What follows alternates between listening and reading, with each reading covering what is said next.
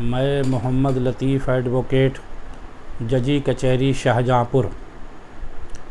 आज के वीडियो में मैं आपको 498A plus dowry provision act के बारे में जानकारी देने जा रहा हूँ।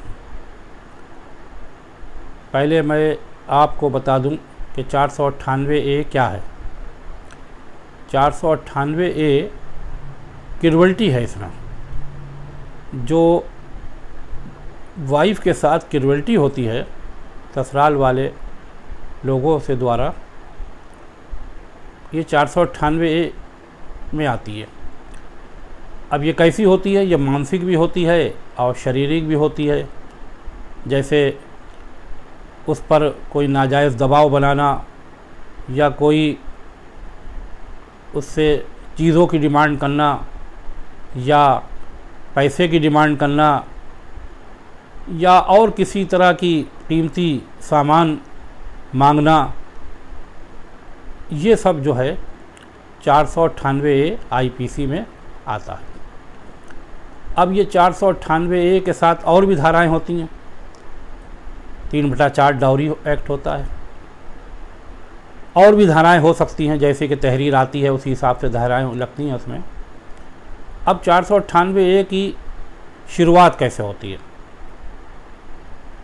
वाइफ थाने में, महिला थाने में या फिर पुलिस अधीक्षक को एक प्रार्थना पत्र देती है, जिसमें बताती है कि उसके साथ क्रिवल्टी हो रही है या उसकी ससुराल के लोग, उसके हस्बैंड, सास ससुर या और दीगर लोग चीज़ों की मांग कर रहे हैं, नगद पैसे की मांग कर रहे हैं, कार, स्कूटर या बाइक की मांग कर रहे हैं। ये सब बताते हुए वो प्रार्थना पत्र देती है FIR लिखाने के लिए। 498A में एकदम से FIR नहीं होती है। उस तहरीर को महिला थाना अगर उस ज़िले में है तो वहाँ भेज दी जाती है, या नहीं है तो थाने में ही रहती है।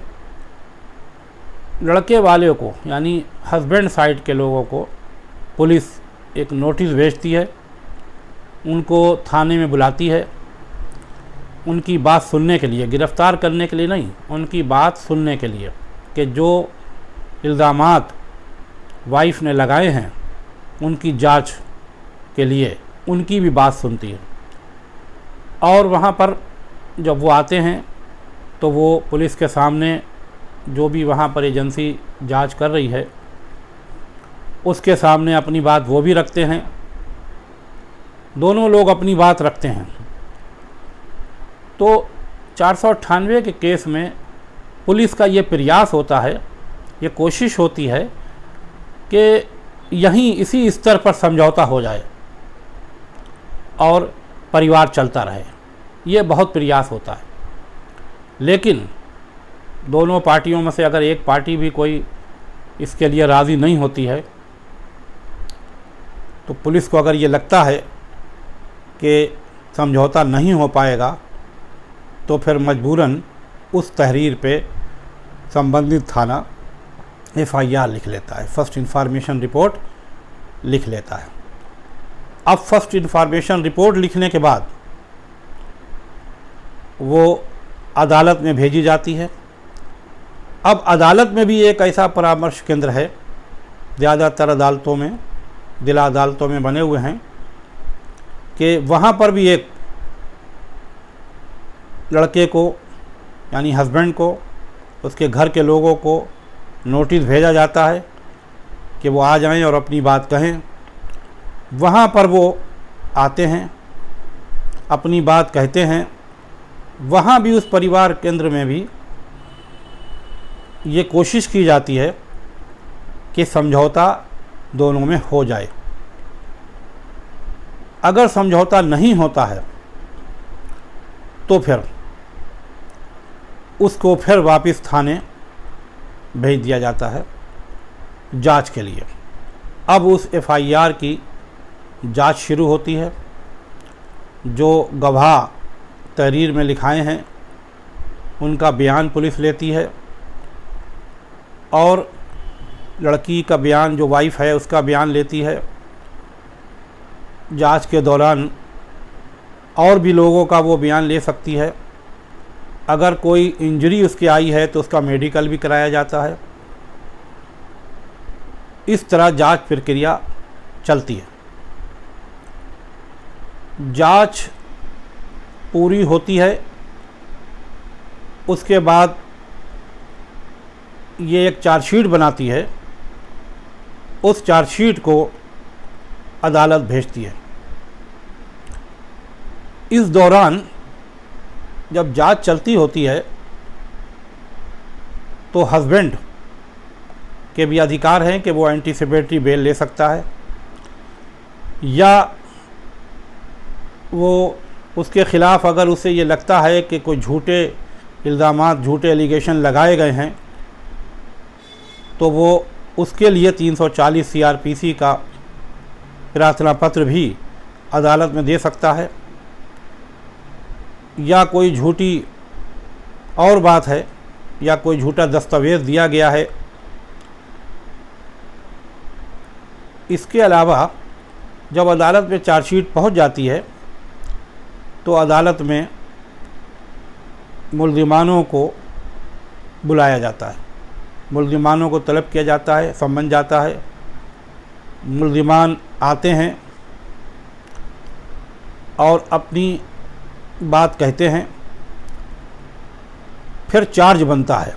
जो धाराएं पुलिस ने लगा के भेजी हैं, अदालत उनको देखती है और उन पर हस्बैंड का वकील चार्ज के वक्त बहस करता है।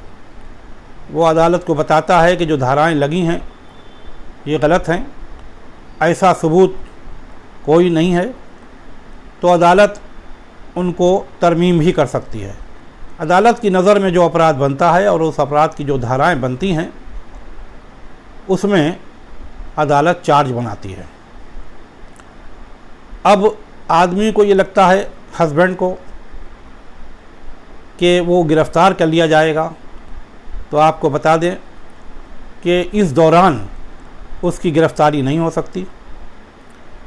इसमें 3 साल की सज़ा है और जुर्माना भी है, लेकिन वो आफ्टर ट्रायल, अगर जब जजमेंट आता है और आप हार जाते हैं, वो तब है। इससे पहले आपको डरने की ज़रूरत नहीं। एंटीसिपेटरी बेल अगर आपको मिल गई है तो टिल चार्जशीट तक आपको कोई गिरफ़्तारी नहीं हो सकती।